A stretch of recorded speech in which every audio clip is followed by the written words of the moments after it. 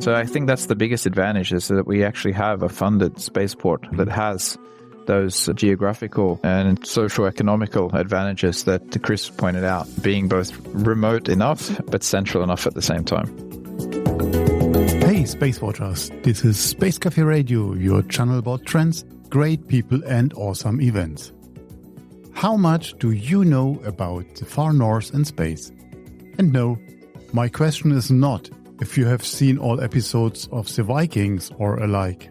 It is really, what do you know about that particular part of the world and its space ambitions? Why is the North important for space? What is Arctic broadband? Why do you see so many new spaceport initiatives high up? I talk about these questions with my guests from Innovation Norway, Simon Flack, Space Industry Coordinator at Innovation Norway, and with Chris Choa, founder of Optimist, an urban planner and architect, and contracted for the overall strategy of Andoya for the structural planning and the economical planning around the spaceport. We also will talk about the 4th of October event in Andoya, the date when the public will get an update on the spaceport development. I'm very excited about this episode. I'm Thorsten Kriening, publisher at SpaceWatch.Global, and this episode is supported by Innovation Norway. Buckle up, close your eyes if you're not driving, envision northern lights, crisp air and silence. Enjoy listening. Norway seems to become a very serious player in the space domain. The Spaceport Norway series, this May, the first global conference on oceans and climate change, and always there is Innovation Norway around. But tell me, what is Innovation Norway? What is your mandate and how is that related to the space sector? Well, Innovation Norway is the Norwegian government's tool for industry development and trade and investment promotion. So we both have a mandate to be the government's development bank, which we give out loans and grants to startups and SMEs and even larger companies. But we're also the government's official trade and investment promotion agency. So we spend a lot of time trying to develop new markets or finding companies that potentially could establish themselves here in Norway. So in space is one of these markets? Space is, as you know, is the new space market, and the new space economy is growing. And we see that Norway has some unique value propositions, which I gather we'll get into a little bit later. So Norway is becoming a more attractive destination for companies to establish themselves. Like we have Isar Aerospace that I gather we'll talk a little bit more about later. But we also see that there are new markets opening up, new countries like Australia, New Zealand, South Korea, Japan, India, the UAE. So Norway's existing market is primarily Europe through the European Space Agency and the EU space programs. But now space is becoming much more of a global market. And as the trade promotion agency of the country, we're helping Norwegian industry sort of break into those markets. And there is Andoya Spaceport as a spaceport of the future. So why is that relevant for Norway if you could do anything else? And why and how did the government invest? On the morning of the 4th of September, we published a great news piece about Andoya starting its sales operations in the US. Put us into context for us, please.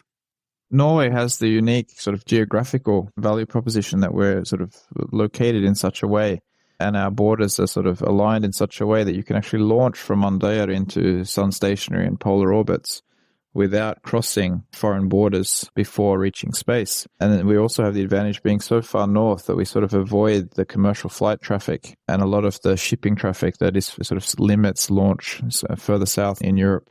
So the spaceport was identified, I think, by NASA back in the 60s as a location to launch sounding rockets and also future orbital rockets. But it hasn't been until now that the sort of new space economy and this micro-launcher economy has sort of created the environment for that investment. Andoya Space is a government-owned company. They're 90% owned by the Department of Trade and had been working on an orbital space launch facility for quite some time. And eventually, as sort of the market developed, the national government agreed to sort of finance this on the state budget, so through an investment. So the Department of Trade has actually done an equity investment into Andoya, which is then given the basis for further financing.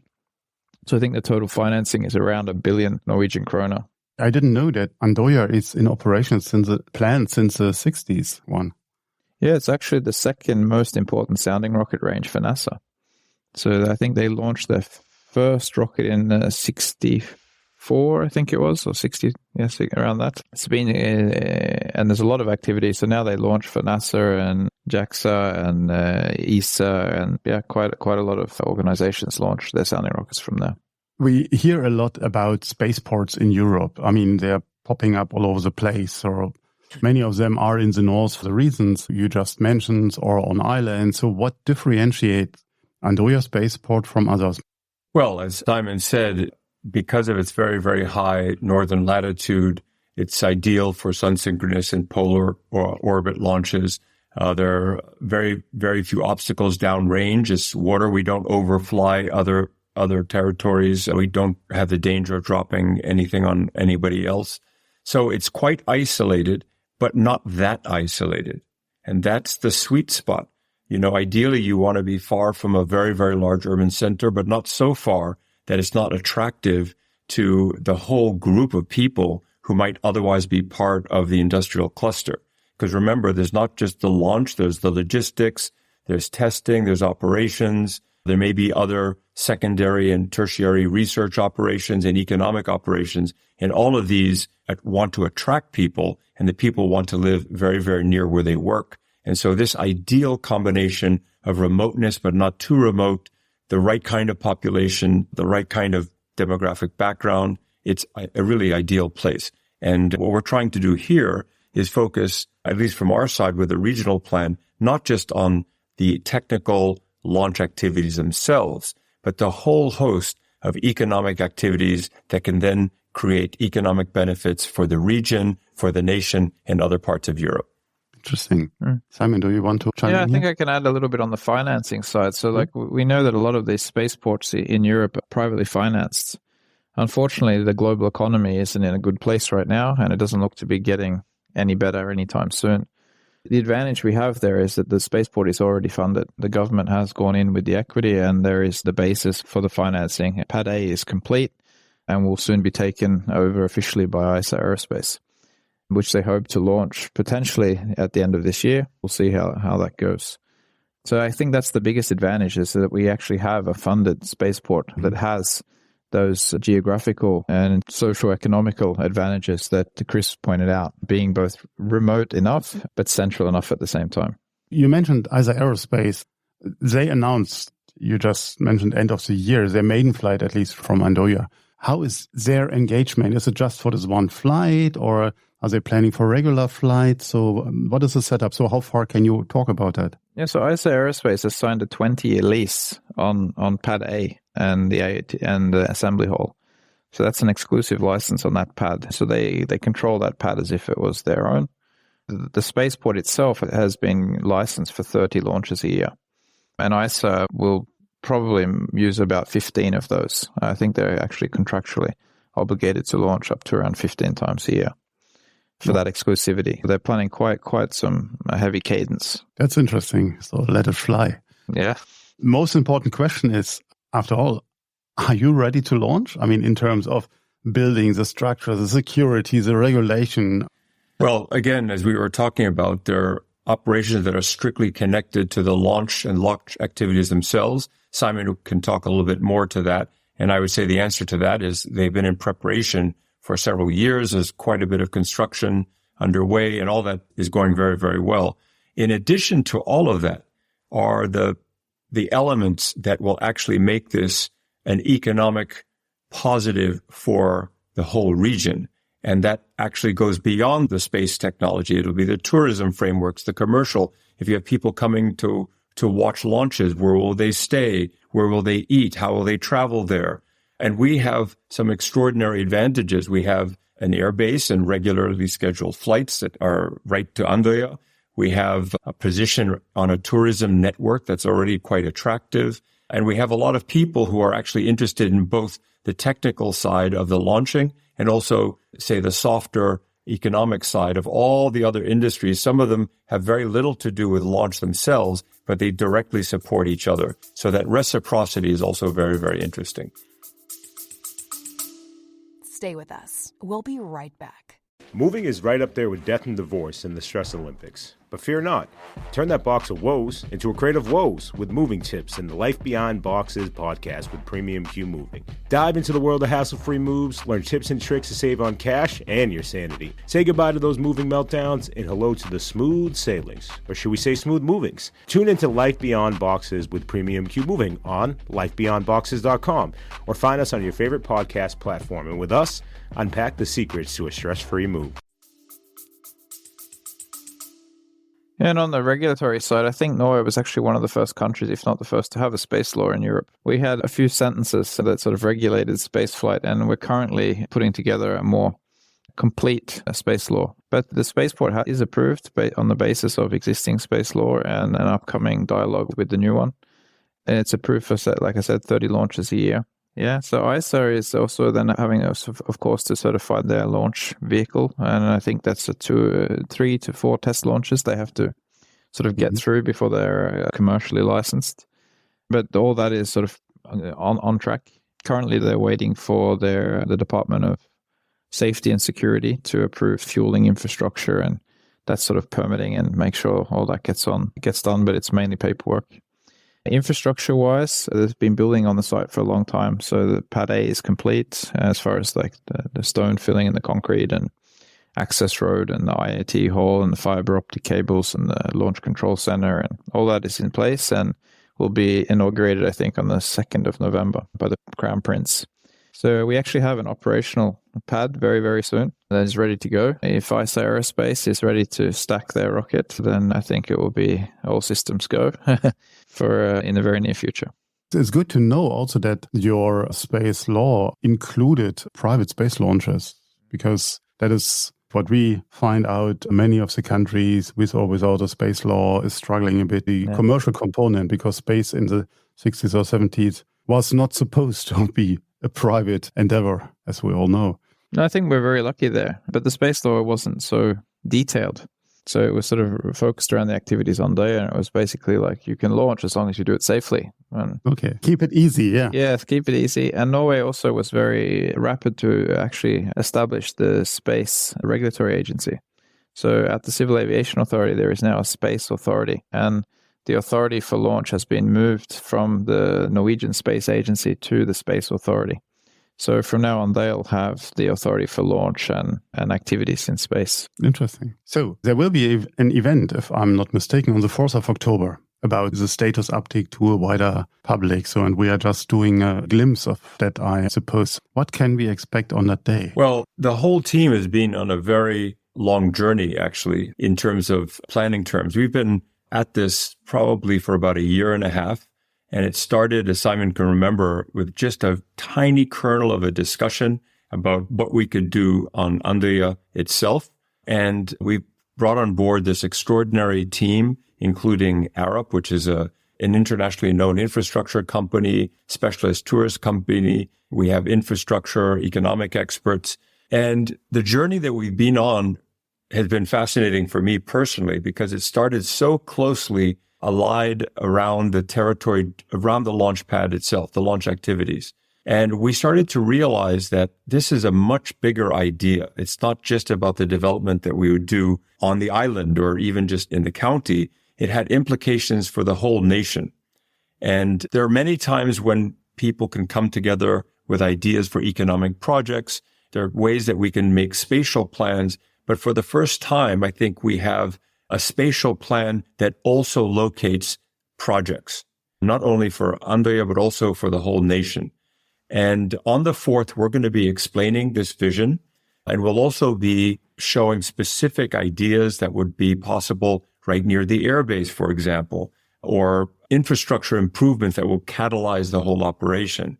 But I think more than anything else, Torsten, what the 4th of October represents is the consensus that we have built over a year and a half, because it's not just all the deep, bright imaginings of a very technical team.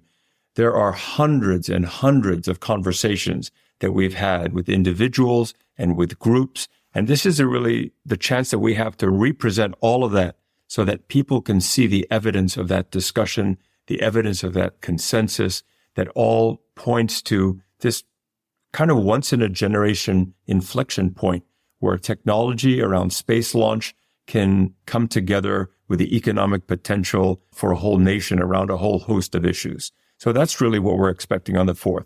A series of presentations, some discussions, and then internalized discussions with politicians about next steps. I'm looking forward to that without any doubt. Simon, anything you want to add? Chris actually summarized it quite well. It's all about consensus. So that was sort of what really motivated Innovation Norway to look at this. We are mandated by the federal government to work with what we call regional development. And we see that from other industries, whether it's the battery value chain or whether it's data centers or whether it's offshore wind, that stakeholder consensus is extremely important. Without that, foreign investors aren't willing to invest in the country. Without that, government stakeholders don't pass policy. And on Andoya, you have a multitude of government levels that all have to agree. Like you have local planning authorities that have to sort of make sure that there is enough housing or there is enough industrial area available. We have a regional government that is responsible for some of the major road networks and the port infrastructure, the tourism. We have the federal government, which is then responsible for an area of the airfield, which we want to actually allocate and rezone for industrial uses. So in getting all of these stakeholders to see a common vision and make sure that we keep a good enough also cadence of decision-making so that when we get sort of to this launch date, that we actually have a spaceport that is viable for growth and not just for companies coming in, launching their rockets and going home.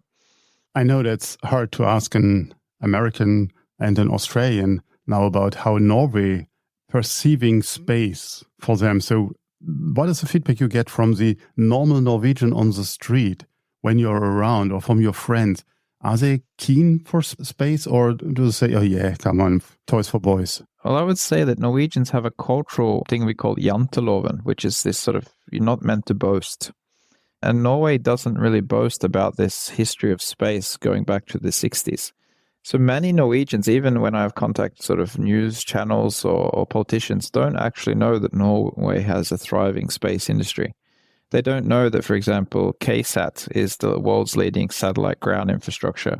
So when we start talking about spaceports and space launch, it's a big jump from when they don't know that it actually is quite viable already. When they do learn about it, they get very excited. Space is a very attractive for everybody, from small children to adults. And so once they actually learn that Norway actually has a solid value proposition, people get very excited and things have moved quite fast.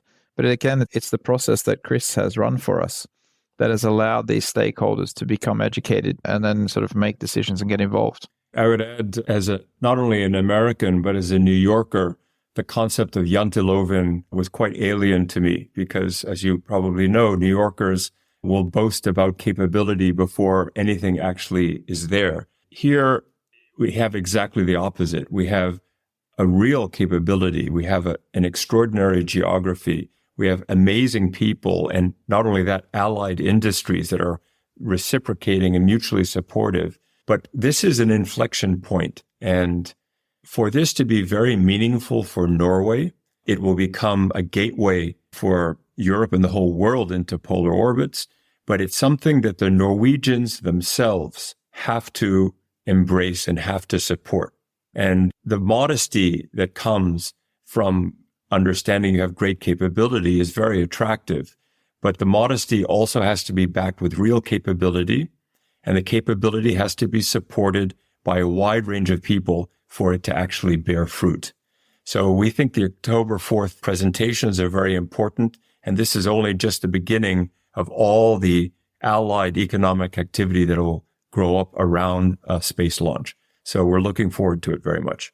That's a perfect lead into my last question. So let's take out our crystal ball, the visionary cap. Can you further elaborate on the entire infrastructure of Andoya Spaceport? What is the long-term vision? Where you want to go? I can start, and Chris can probably talk about this for days. What we envision is sort of an industrial cluster located on Andoya, but not just limited to Andoya. So Andoya becoming the hub in sort of Norway's sort of new space economy. The country is quite geographically long and spread out, but we have multiple organizations and institutions that work with space. So whether that's companies or universities or clusters, research groups, And all of those can sort of link into Andoya. And sort of a part of this master plan has been deciding how much of that value chain do you need to have on Andoya? How much of that value chain can you have in the region sort of in close proximity to Andoya? And how much of that sort of can be quite distanced from Andoya and maybe even in another country?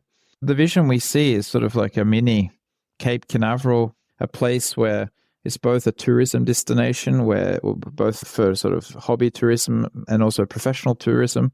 So where companies or universities can come to learn more about space, where schools can take day trips or space camps, a place where companies that are sort of closely associated with launch, whether that be testing or whether it be manufacture or integration of satellites or ground, can locate themselves close and sort of build off the synergies from being in an industry cluster. So that's sort of where we see it going. The island used to have around 8,000 people on it before the Air Force and sort of moved out. So there's a capability for the island to actually host a lot more people than it currently does. And sort of seeing that grow and using space as sort of the basis of that growth is sort of what we see. Yeah, so just think about the implications for research and development. You have all the educational institutions, many of which are not located on Andoya, or for that matter, even in Norway, but will be basically funneled through this capability of launch in Andoya. The transport and delivery is a huge economic sector with spillover effects and multipliers. So if you have more airlift capability, which is already there, if you improve delivery by barges, it generates all sorts of secondary and tertiary economic benefits. The testing, the assembly, if you have a place that's very, very attractive for OEMs to get very, very close to the activity, they can locate some things in Andoya, but they can also locate some things in neighboring cities, all tied together to Andoya. So the multiplier effects of these are very, very strong. So we're really looking forward to that as well. Are you planning to have human space flights also from there, or is that not in the long-term vision, or you can't talk about that? It's not currently in the short-term vision. I have had discussions with the space agency about this. It's a long way off. Norway's primary focus is low Earth orbit and sort of MEO and those kind of orbits. Mainly, a lot of it is defense-based, sort of the intelligence, surveillance, and reconnaissance focus. And that's with also working with our allies. Human spaceflight, I guess, potentially. I know there's been proposed polar low Earth orbit space stations for various reasons. It potentially could be something that Norway looks into, but heavy launch, heavy lift from Norway is currently not licensed. If we built a pad further out into the ocean, where there's a rock shelf where the original pads were meant to be built, potentially the security zone might be large enough to facilitate heavy launch. But that would be something that we'd have to look into based on the market demand and things like that. And if Elon Musk establishes himself in Europe, or there's a lot of things that could happen before Norway starts launching people into space. So one step after the other. Thank you very much, both of you, for this exciting interview. I'm looking forward to the 4th of October, and anyone who can't participate can join a stream. Thank you very much. Thank you, Torsten. Thank you. If you have further questions, reach out to us at radio@SpaceWatch.Global. If you like these or other episodes of Space Café Radio, leave us a rating on your preferred podcast platform. It is the currency of today. And if you want to stay on the pulse of the space industry, please visit our website at www.SpaceWatch.Global and subscribe to our newsletters. And of course, don't forget to become a Space Watcher. I'm Torsten Kriening, publisher at SpaceWatch.Global. Your independent perspective on space.